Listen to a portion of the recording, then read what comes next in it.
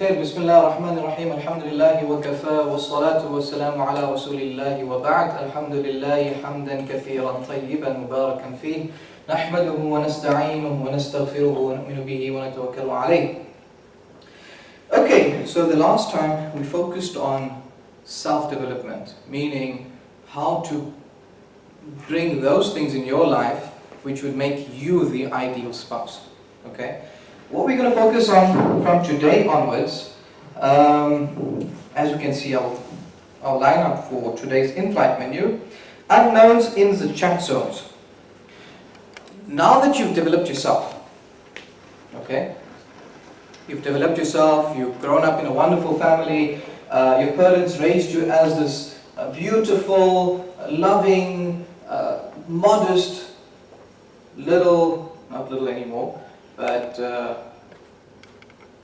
grown-up person, and you're bubbling with enthusiasm. From the time Allah subhanahu wa ta'ala blesses you with mukallaf, right? Mukallaf meaning, I don't want to say the word bulugh. The meaning of bulugh means to reach somewhere, okay? So you've reached that point where all the injunctions of Allah subhanahu wa ta'ala are now compulsory upon you. It becomes a norm to feel attracted to the opposite sex. Is that correct?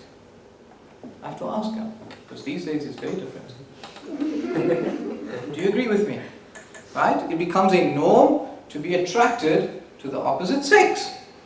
And some of the excuses that we use as youngsters, okay, that's what I use. Astaghfirullah, I'm lying. Hormones fluctuating through the roof. Right? You're sitting down, you come home, you see this beautiful person on campus, you go home. Reflecting back on our last session, what did I say about the sight? The eyes. Firstly, the most amount of megapixels. Secondly, the best video recorder. Thirdly, it costs more than 18 grand like an iPhone 6. Okay? So you see an image, you process it in your mind, and when you're in the four corners of your home, it plays back. You think about the person, you wonder how exactly he or she looked, and sometimes you put spice on top of it. Or in the case of guys, it removes spice out of it, I don't know. But that's the reality, the concept of the eyes. Therefore, part of your self-development is lowering the gaze. What did I say about lowering the gaze the last time? One of our core points. What does lowering the gaze mean? Anybody can tell me. Lowering the gaze. Shiek. Different things for different people. What is the common understanding, the common denominator? Protect your eyes from seeing. Your eyes only. So you can close your eyes and still do haram. Right? Okay.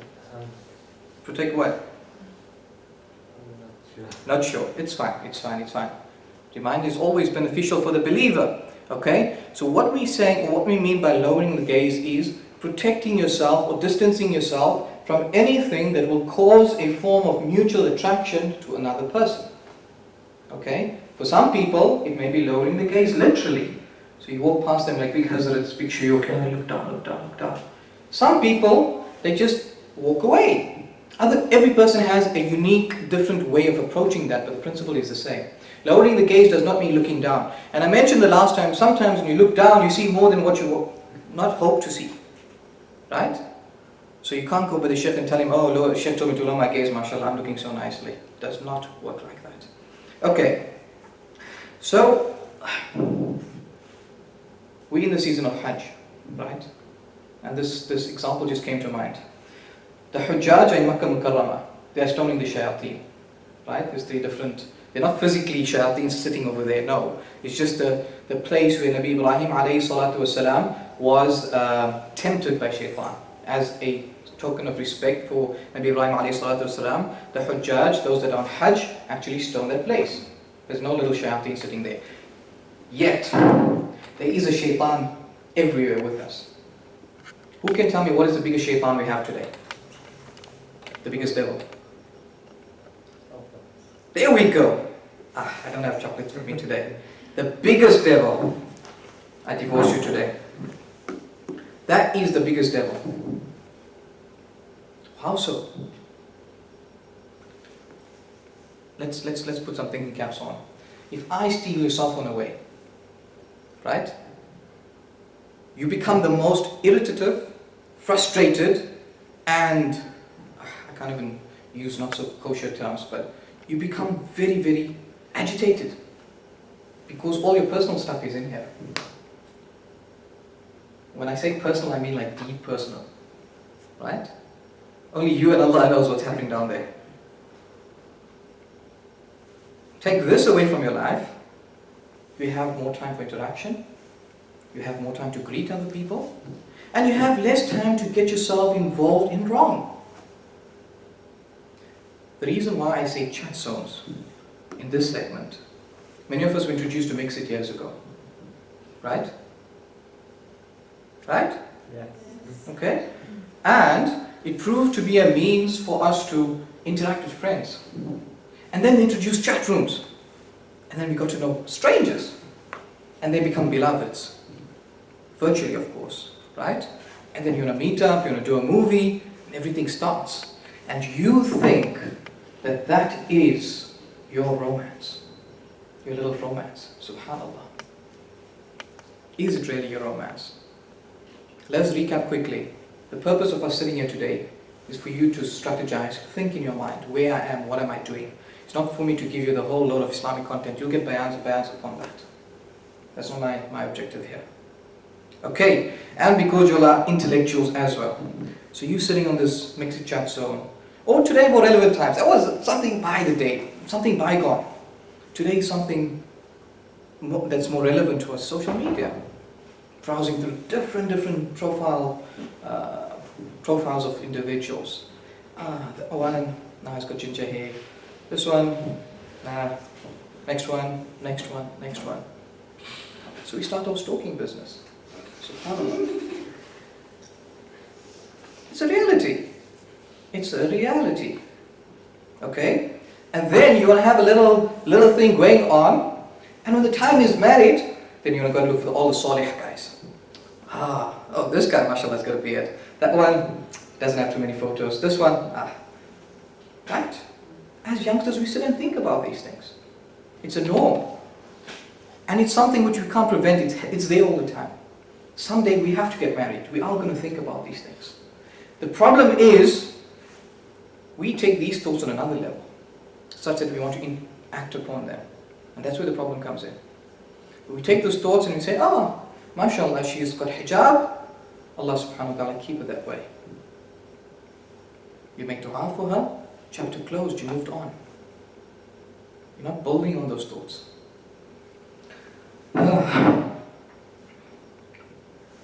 A manner in which you can get rid of this, or spend as little time as possible on this, is by keeping good company, good friends. Have fun. There is plenty of halal fun that you can do. Plenty. Everything is, put it this way, everything halal until there's a haram variable involved. You want to go hiking? Do it.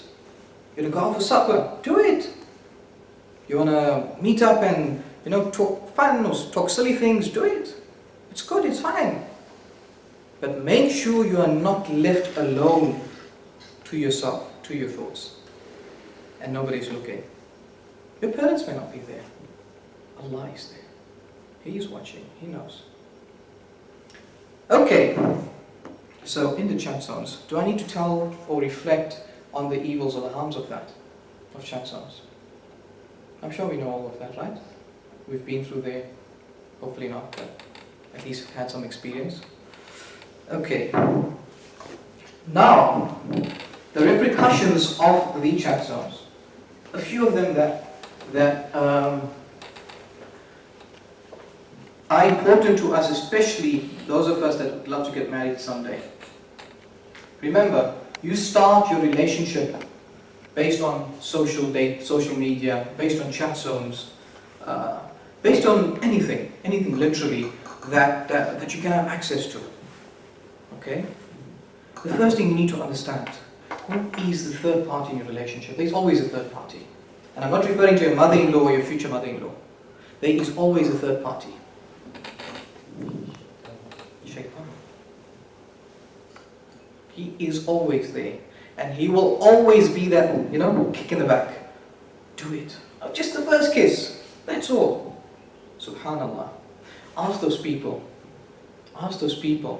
who have kissed or have indulged in any form of touch or any form of, I can't say indecent behavior because that makes you look like a criminal, but any form of intimate encounter, right? Do you have the same relationship with that person after? No. You lose respect immediately. Why? Why? Because the initial encounter is driven by lust, not driven from here, not driven from the heart. The moment it contains lust, the moment your encounter is finished, you lose respect for that person. You do not value that haya, that modesty that the person entails. I'm not telling you to go and do it, but I'm telling you from people that I've interacted with a lot. Right? So protect yourselves. Protect yourselves. It does not start from chat zones or from this kind of interactions via Facebook, Twitter, other muslimnikkah.com, etc. Does not start there. And what happens eventually? You go on from date, to person. You live your career, you go on exotic holidays, you're still jumping from person to person. Every time you tell yourself this lame excuse, I'm growing stronger. Are you really growing stronger? Are you really growing stronger? Person to person. No, you're not. You're just causing deeper wounds in your heart. And the moment you think you're going to reflect back on your ex, or if this thing happens, you go back to your ex, you get hurt again because you're reminded of previous memories. So it's a vicious cycle. Such that when you are a middle-aged woman and you have a higher risk for endometrial cancer or whatever cancer, or babies that have a higher risk of genetic conditions, then you're going to take back to your life. No, I don't think so. Why would I want to bring a life in this world that will have a genetic problem? And you stay away from it. Stay away from marriage. You stay away from bringing children into this world. Right? These are thoughts. These are things that are reality, that happen to us, unfortunately. Okay? What are the Islamic repercussions of this? Every step you take towards starting your own relationship, it stops you. It stops you from doing good. It stops you from doing good. That is how everything works when it comes to deen. Every time you intend to do bad, your heart becomes enveloped with this darkness. That darkness prevents you from doing something good. Okay? That's the general cycle. You don't have to go and sit in the company of a big Sufi saint or a big, Hazrat or a big chef that comes from overseas to learn this. It's something logic. Well, not logic, but something that our deen teaches us. Okay. Now, let's say we are at this juncture where we did all of this. This has passed our life. It's come to us, and I'm tired of this.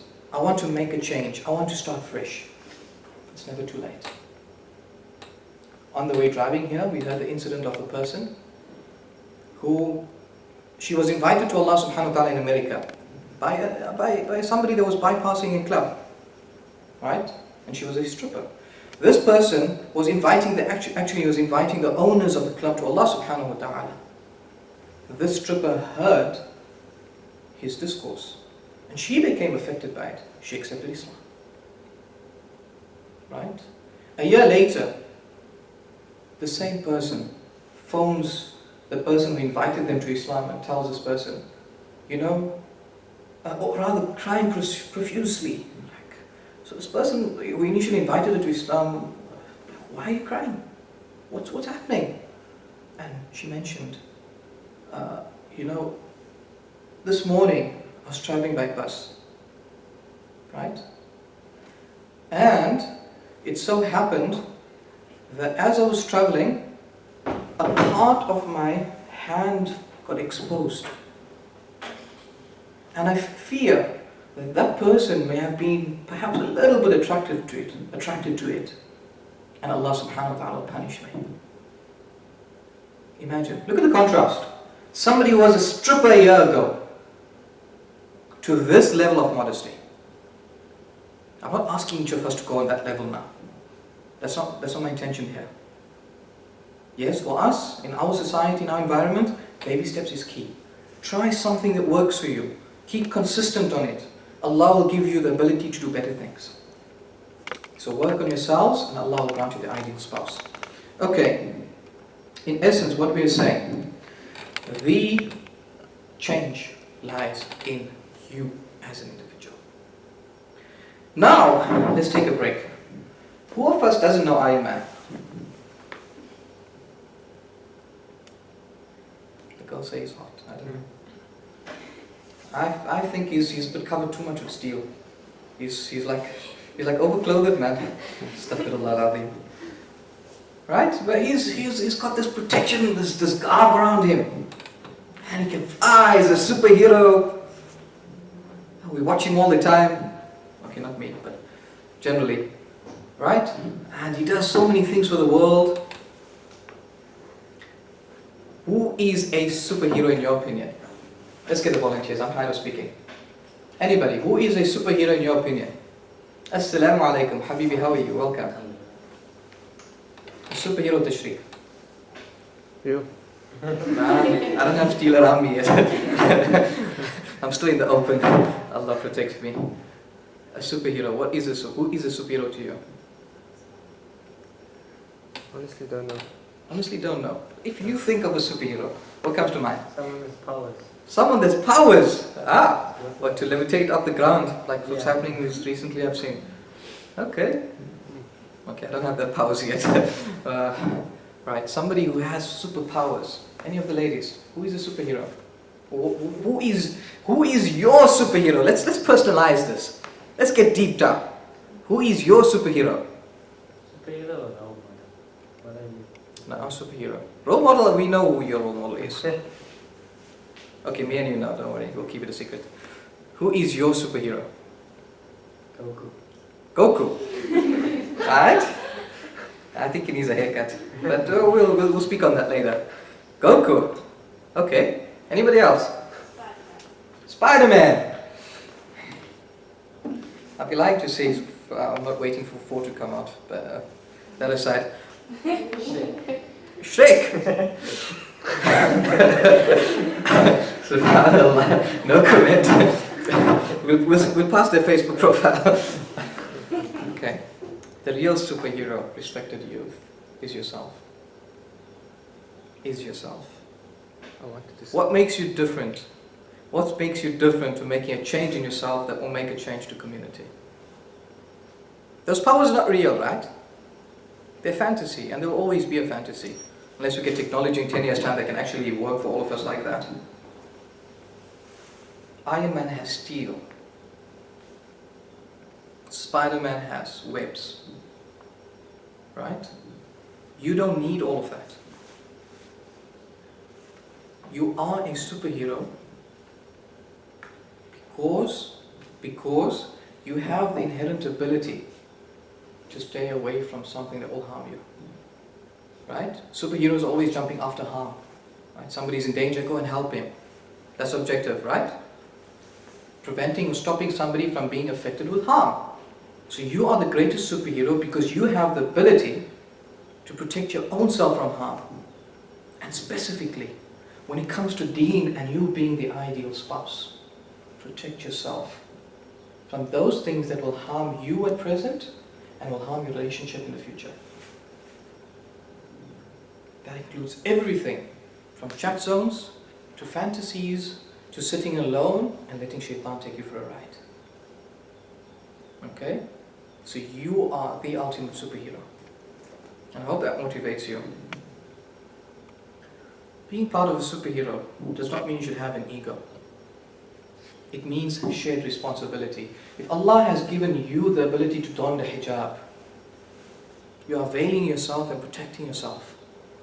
That doesn't mean I'm wearing a hijab so I'm somebody. That means I've got the responsibility to protect somebody else from harm. That is why you are also a superhero. To protect yourself and to protect somebody else from harm. Okay? Let's move on. The hadith of Nabi sallallahu alayhi wasallam with regards to marriage. Why Nabi sallallahu alayhi wasallam? Let us read this. O young people, whoever among you can marry, should marry, because it helps him lower his gaze and guard his modesty. And whoever is not able to marry, that's our focus now. Whoever is not able to marry, I want everybody to read it. Okay, it's not there. Let's change that.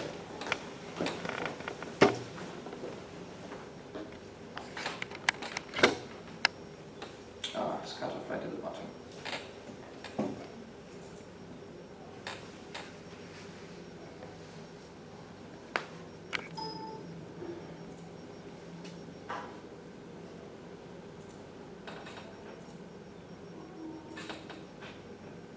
Okay. Right?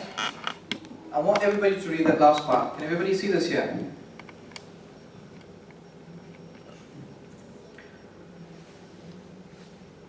And whoever is not able to marry should fast, as fasting diminishes the sexual appetite. Now, can anybody explain to me how? How does fasting diminish the sexual appetite? Or, in our terms, not put your hormones flying through the roof? You're too hungry. You're too hungry. Guys are guys, they're always hungry. But fasting, what does it do? What does it do? Increases your taqwa. Increases your taqwa, and all those so-called Mulana advices are there. But let's look at it physiologically. Right? When a person is hungry, gets irritated, agitated, his whole conscience is focused on his stomach. Okay? So physiologically, his mind, his heart is driven towards his stomach. So, when somebody's heart and somebody's thoughts and focus is towards his stomach, he's not actually thinking about something else. It's basically a diversion of thoughts. That is why Nabi Sallallahu Alaihi Wasallam said, never to overeat. Because once you are full, you think about it, right? You go home after today, you eat supper like the max. What's today? Tuesday. Missed yesterday's first special. But you eat yourself to the max, and you just lay out of bed. You're full. Now you've got enough energy to entertain your brain. And your brain thinks, replays images of the day. Oh, but you watch a movie also. And then it may turn out to be romance. Ooh la la. That's thoughts lead to action, actions lead to consequences. Right? So, the logic behind fasting is your mind is diverted away from thoughts to actual food, or thoughts about something that you can think about to something that you're forced to think about, which is food. Okay? So that is the logic or the understanding behind fasting. And that is your spider web and the steel around you to save you from sin. So fasting is my web, like that. Oh, I can't do an iMac right now, but nevertheless.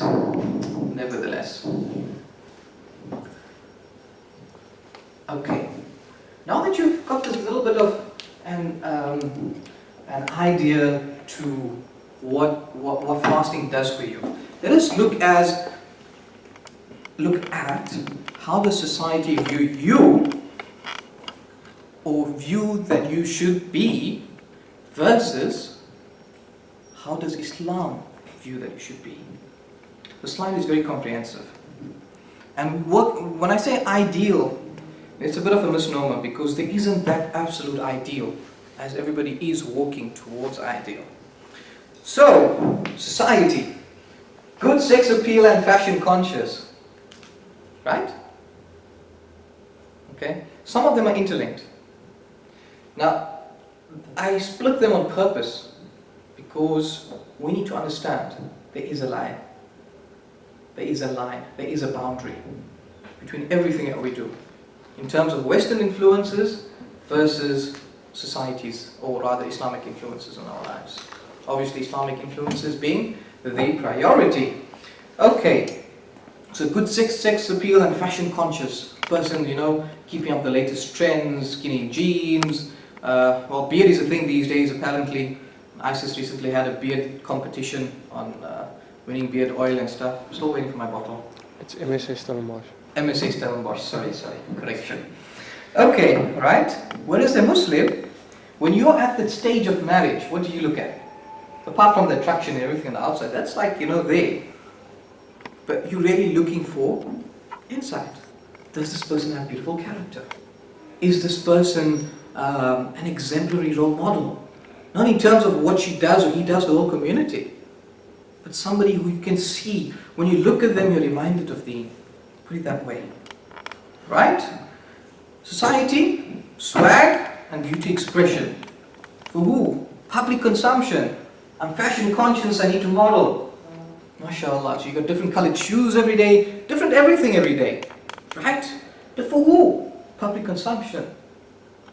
And subhanAllah, that becomes the talk of your entire discussion the whole day. The shoe was going cheap at Edgar's by 50 rand. And because the color and the style looked like this, they wanted to get it. Subhanallah. Do our lives, or should our lives only revolve around that? Can't we make it more meaningful? And how would I like for you to do that? In every discussion of yours, trying to incorporate some element of Deen. How so? The simplest way. Simplest way to incorporate any aspect of your Deen into any conversation of yours is through thanks to Allah. Okay? At least, wow, I've got shoes to walk on. Alhamdulillah. Just say that. Just say that. Then if you speak for 3 hours with regards to where you got the shoe and how it looked and stuff, well, that's your own thing, it's fine. As long as you incorporated some form of thanks in your discourse, in your discussion. I'm speaking amongst us, not speaking to our parents and stuff, because that has a whole different discussion. There we speak about allowances and how much we went in overdraft and things like that. Okay? Society demands us to be wealthy and live in comfort. What is Islam's greatest wealth?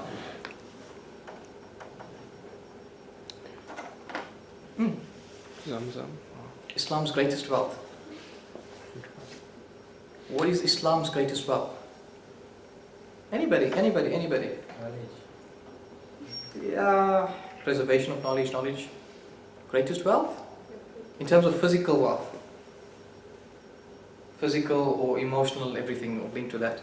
It's contentment. Contentment. You have that bit, but you're happy with it. Right?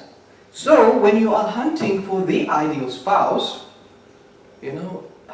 unfortunately, in our society, it is the thing that our wives, our husbands have to have an absolute profession for financial security and blah, blah, blah. That's there. That's there. That's one of your checklist buttons, right? But it's not priority. Why isn't it a priority? Somebody give me a reason. Why isn't wealth the priority? Why isn't it? Why isn't it? Why shouldn't it be a priority? Allah provides. Allah is the provider. There we go. You see, I can see where your heart is geared. Inshallah, you'll make a good hubby. I mean, they're not convinced. Inshallah, you will make a good hubby. Right? Because Allah provides. And we have to believe that Allah provides. And the second reason why wealth shouldn't be our priority. Anybody? Why shouldn't wealth be our priority?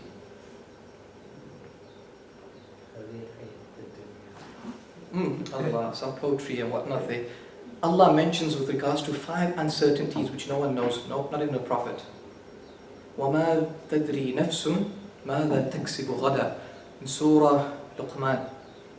Allah subhanahu wa ta'ala mentions one of the uncertainties, nobody knows what he will earn tomorrow. You don't know that. You're a billionaire today. You can be a billionaire tonight. You can be a pauper tonight. It's not about today or tomorrow, it's about the next second.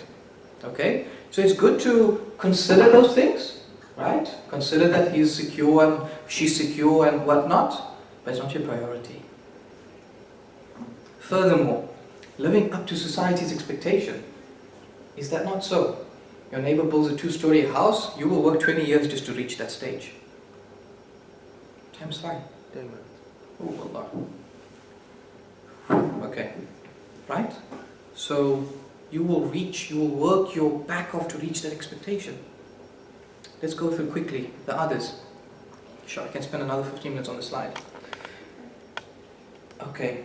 So what should the ideal person be? Living up to Allah's expectation, not society's expectation. What Allah wants from you, you channel your heart towards that. Okay? Western society, religion has some place. Well, these days people like to call it spiritual. I'm being spiritual. I've got the goodness of our community at heart. Subhanallah, everything in Islam is spiritual. Okay? Media. Since forever they've been creating expectations within us. Right? Since young, media always is there. It's in our faces. They create this mindset of ours to have expectations. Such that when you do get married one day, inshallah, if you're not already, you're already expecting that your husband or your wife has to be the most lovable person ever, to send you an SMS every 10 minutes, 10 hours, or I don't know how you work the arrangement out. Right? There's always expectation. And that is the first problem towards arguments. Because your expectation bucket list is way sky roof. And sometimes it exceeds your hormones. It's supposed to be the converse way. I hope. I don't know. When you're newly married, hormones are involved, right? I'm not married. Oh, okay. I'm neither, so it's fine. Right? Love. The concept of love. Subhanallah. Western society, love leads expectation. I love you, so I should expect something from you. Islamic understanding. Love yields closeness to Allah, Rabbul Izzah. And love between you creates willingness to do more for each other. That is the Islamic ideal spouse. And lastly, which we mentioned already with regards to wealth, Western society, your profession pays the bills. Islamic understanding? Your profession is a gift from Allah, and so are your earnings. Okay? So this mindset on my left-hand side, your right-hand side, is the ideal. This is the mindset you need to have going into a marriage, into a possible marriage, inshallah. Not converse. Inshallah, Allah will grant you a successful marriage. Now the next one, quickly, and I think we're probably terminating that one. We don't have enough time to complete this session. Now we're reaching the proposal stage. Okay, or the point where you're really interested in marriage. The whole previous sessions was self-development and what you're looking for in a spouse, what you're trying to identify from a spouse. This one is more dealing towards like, okay, I've done all the crap in my life. And now it's time to settle down. It's time to finish all this halal and be the true person. Is it easy? No. The past comes back to haunt you in some way or the other.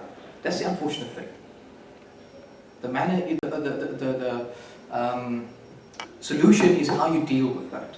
Okay, that we'll discuss in a separate lecture. Okay, but with regards to this, social media provides a superficial first surface. You can only see on the front and the outside. And you're only responsible for that in terms of what we're able to see. Right? I can't see what's in your heart. Neither can I see what's in her heart. Right? But based on what you portray on the outside, inshallah, I do have hope that it reflects on your inside.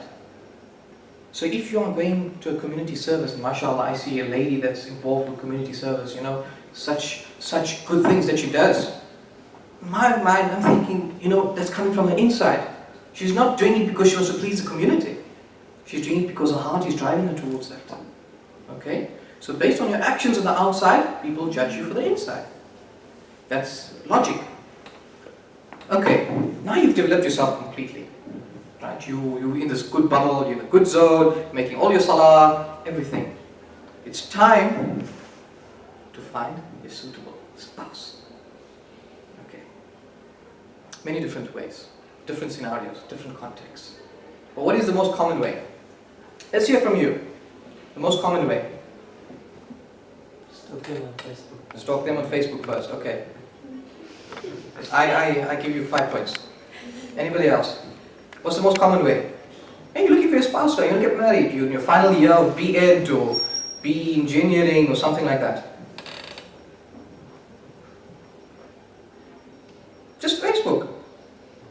No, that's like mild, man, grassroots level. There's a coffee date and look, either there's 2 scenarios.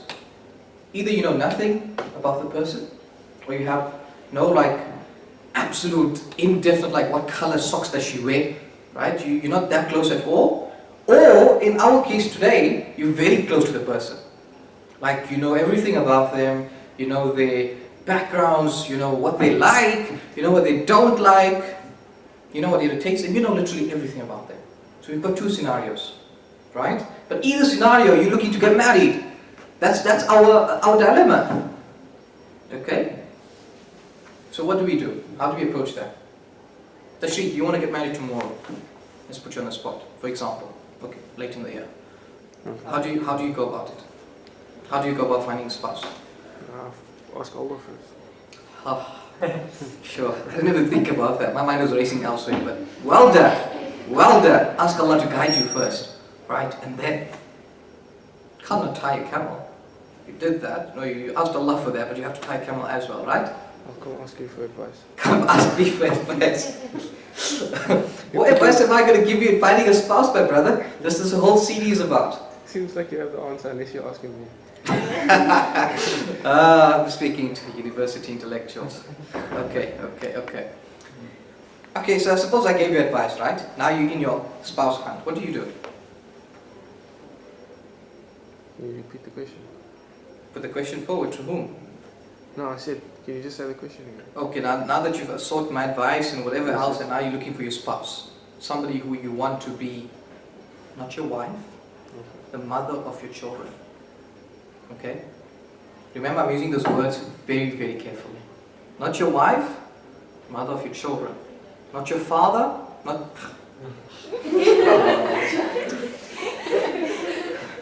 not your husband, the father of your children. Okay? Right? How do you go about it? What's the most intriguing discussion for a youngster today? It differs from men to women, but generally, relationships. Would you agree? Relationships or attractions to somebody. That's what you speak about the whole day, or most of the day. Okay? So that's where you're going to start. Okay, Shiek, I think there's possibly somebody that's, mashallah, decent, and somebody who comes from a good background, I think. And, I'd like to get to know her. In terms of like seriousness now, not like dating or something. And the reason why I'm asking the Shiek is because he has some link to that family. Right? He knows her parents, he knows maybe where she grew up, or some idea, some information. Right? Okay? And then, the general norm, the whole bubble, is by means of third-party conversation. Okay? So I know you taking my proposal forward. Okay? Not proposal, my interest. Okay? Interest goes to third party, she's there, set up a date, and with her parents being there or in the vicinity, you ask her whatever you need to know, what do you find out. You can't call it a halal date. Okay? But sometimes, these days, we know more about them already before you even go there. Going there is just to show face to the father. Right? We know everything about them already. But supposing we don't, and you'd like to know, etc., etc., and that is why also some scholars mention it's preferred to get married to somebody within the locality. Okay? Because you grew up in that area, you kind of know, the family background and history. And why is family so important in the whole matter? Anybody can tell me? Why should it's not about family making your choices. No. Right? Your choices are your own. Islamically, You have the free will to make your own choices. But family, why? Because they've been through the same thing before. They know exactly how it is. What it is to go looking for a suitable spouse, etc. So, you speak to your family. Yes, 1 minute. Okay, we'll talk this on another time. Right? This whole concept of going proposal and different ways, different scenarios that come in. This is the general concept, the general way. Okay. Then everything finds out. You set a date. When to meet. You meet the family. You get to know the history. You get to know everything. You are happy with the spouse. Then you ask Allah again. Oh Allah, she the one? I think she's the one, but I'm not. Still a bit edgy in the inside. Still, like getting there. Not so firm in my conviction. Okay? And you ask Allah again. The aspect with regards to any decision that you make Islamically in your life, you do not need, for heaven's sake, to go and ask a mufti for blessings. Okay? Blessings meaning, getting married to this person, you think there'll be barakah in my life. There'll be blessings in my life. Blessings from Allah, Sheikh. I can't give you blessings. Neither can you. I can give you dua. I can give you love, warmth. Blessings is from Allah. Okay. So, the biggest mufti in your life is who? Mufti Menk. Love him too. But there's somebody bigger than him. Somebody bigger than Mufti Menk. Yourself. Yourself. Myself? No, I'm not Mufti. I'm just an ordinary person. Okay. Let's get somebody. Who is the biggest Mufti in your life? Yourself. Your heart. Nabi sallallahu alayhi wa sallam mentioned istafti qalbak. You can see the word Mufti comes from there. Seek guidance from your heart. Your heart is pushing you to this direction. Alhamdulillah, let it be that. Don't let shaitan give you waswasa and whisperings that it's not this way. Especially when it comes to marriage. Why? Because you dig up a certain portion of history of that person, and then that puts you off totally. Let alone, you haven't reflected on your own history of all the capital letter S and 3 letters after that you've caught on in your younger days. MashaAllah, now it's time to, dig up on the opposite person. Be fair. Be just to yourselves. And biggest mufti, he's lying a couple of tissues underneath, or in some cases fat, but that's okay. Righto. Inshallah, in our future sessions, now you've got to know everybody, you've got to know the whole thing. Now you're setting yourself for actual marriage, right? You've got the proposal out of the way, families know each other, and now it's time for marriage. What I would advise each of us, if we are in this position right now, please do not go to propose if you only want to marry 3 years from now. You will be hurting yourself. I've seen at least 10 cases where people go, propose, or have engagements 2 years prior, and it falls away after a year. Why? Because you're creating expectation to be with somebody else in a halal way, but you can't. It's frustration. So go propose sooner to the time, at least like a month or 2 months, or some people, the more braver sunnah of Nabi Sallallahu Alaihi Wasallam on the day. Case in Durban, right? Person went to propose on the day, girl accepted on this condition that Nikkah take place now, right? Nobody had money to contribute to the wedding. They bought a whole box of Roman's pizzas. Nikkah was sealed deal. Right? Just giving you things out there. Okay? So please do not procrastinate or prolong your so-called engagement or your interest in somebody. Shaitan will always work on your case. Now this little saying that I mentioned, goosebumps ain't cause he squished you in a huggy rose, but because your focus at his heart is purified by certified halal. Something I leave you with a thought for today, inshallah, and to conclude our session. Nabi sallallahu alayhi wa sallam mentions, and I hope all of us are heading our focus and our hearts towards this. An-nikah min sunnati. Nikah is from his sunnah. We don't have to ask half iman. That's all those things we use to make it to bribe our parents for us to get married. But for us in ourselves, believe in Nikkah min sunnati. The fact that the Prophet said, "This is my way," that should be sufficient motivation enough for you to say, "Sami'na wa ata'na." I've heard and I've accepted. Okay, respected brothers and sisters, I hope inshallah that we've created some strategy, thought points in your minds. You've perhaps become more aware of things around us today, inshallah, and I hope that Allah subhanahu wa ta'ala make us all ideal spouses, okay, and make us the ideal expectation of our spouses. Inshallah, Ameen, right? So work towards it. We have challenges, go through them, be the superhero. Be the Iron Man and Superwoman you want to see in your lives. From myself, Muhammad Shiek, I did introduce myself the last time, but we'll give it a go again. I'm the chairperson of MSA Western Cape, inshallah, and I'm also a Mati at the other campus at Tygerberg. And inshallah, I hope to see everybody soon, inshallah. And please, I do request each of you to make dua for myself, for yourself, and the entire ummah of Nabi sallallahu alayhi wa sallam. Wassalamu alaikum wa rahmatullahi wa barakatuh. Yo, Muslim. Bỏ từ